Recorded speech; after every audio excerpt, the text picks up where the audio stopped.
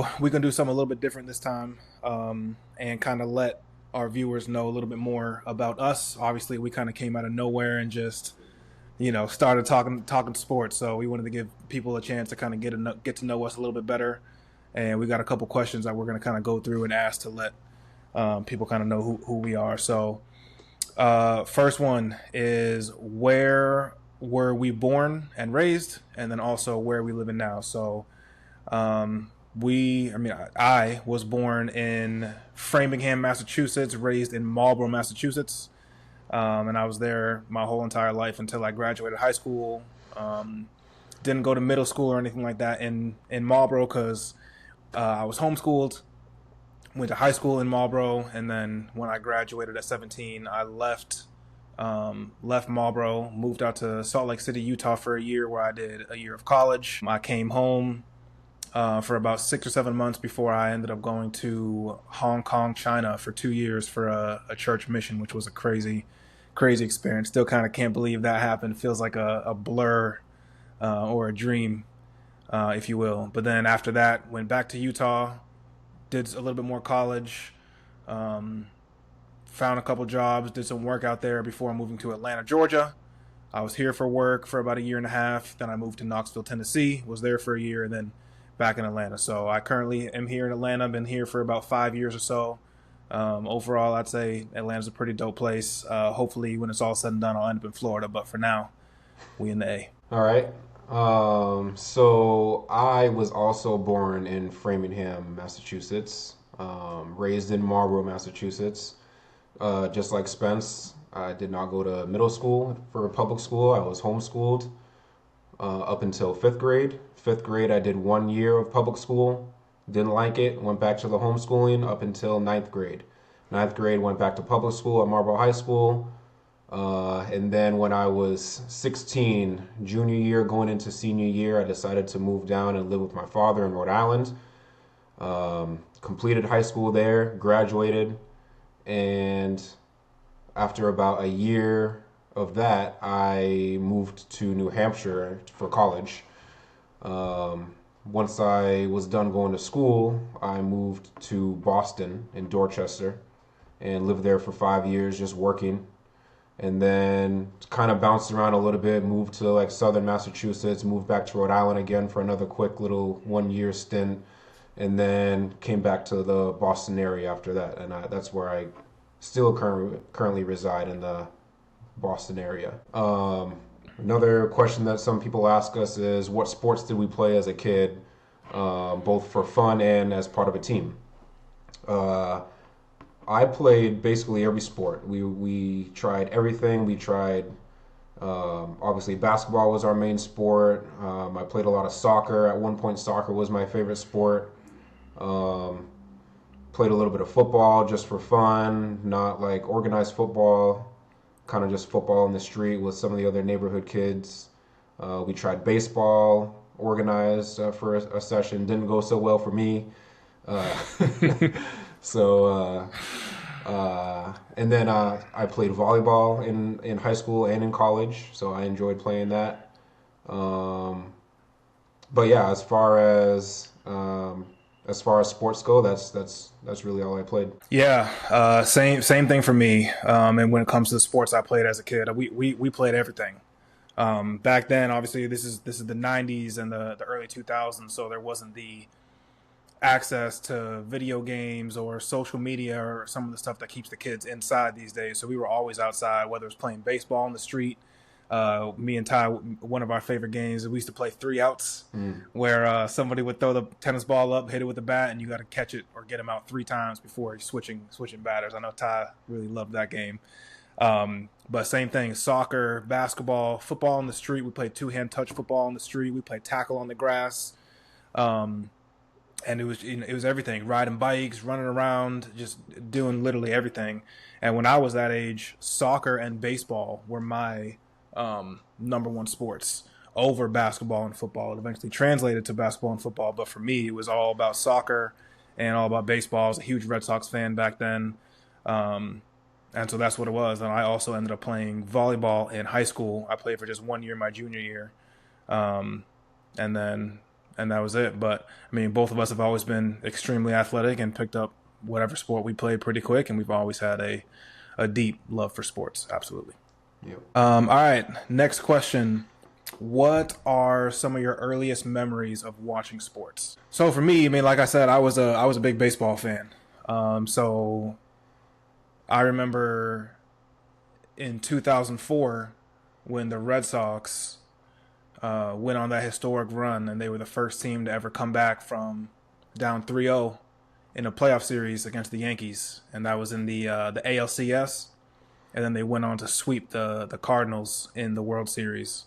So for me, I mean, that was huge because I was absolutely obsessed with baseball. I knew every single player on the Red Sox team. I knew the batting order. I knew what position they played, and that was just kind of when my love for watching sports started. And then in that same year was when I really started watching basketball as well. That was the year that the Detroit Pistons ended up beating the Lakers in the finals.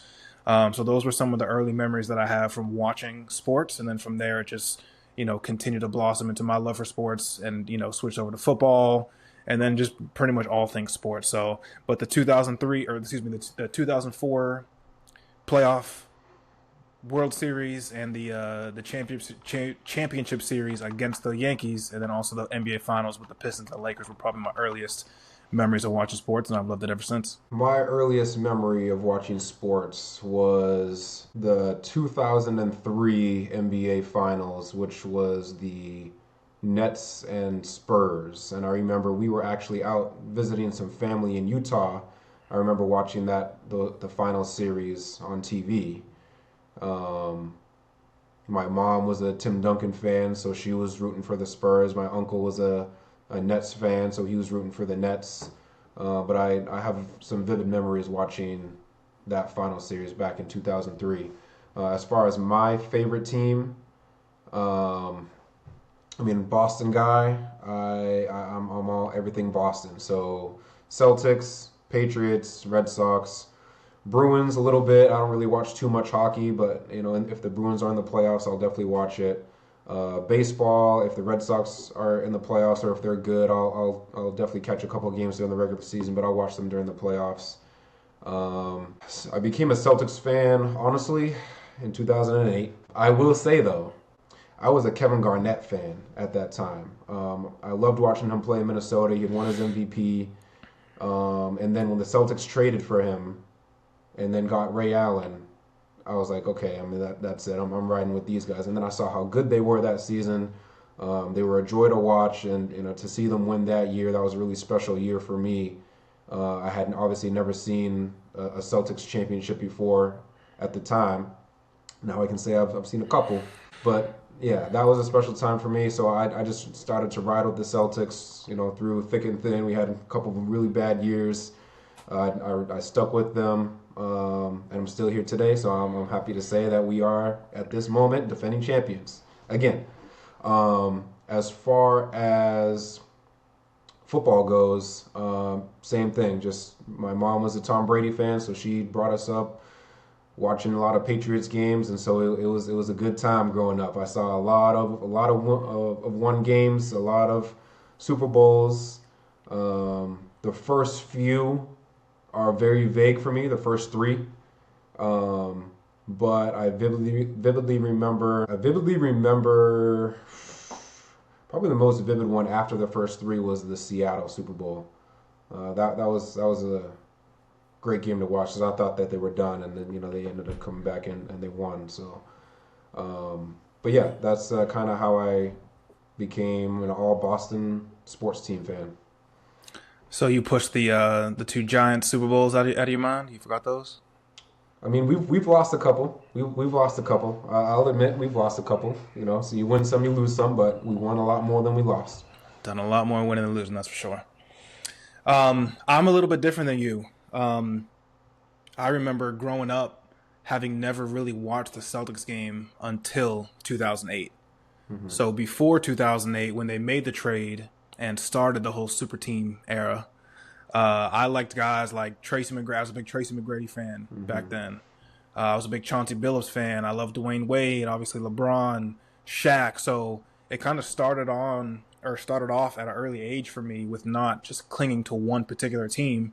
And I'd say that holds true now. I don't really have a team where it's like people ask me all the time, "Oh, who's your team? Who's your team?" And every time I got to explain, I don't have a team because I've seen too many people who get so emotionally invested and have their whole day or week or month or year ruined because their team is not good. And I'm just like, for me, like, I can't really allow something that I don't have control over influence my mood and, determine the level of happiness I have in my life. And I know a lot of people that do that. So for me, I enjoy watching the best players. I enjoy watching the best teams.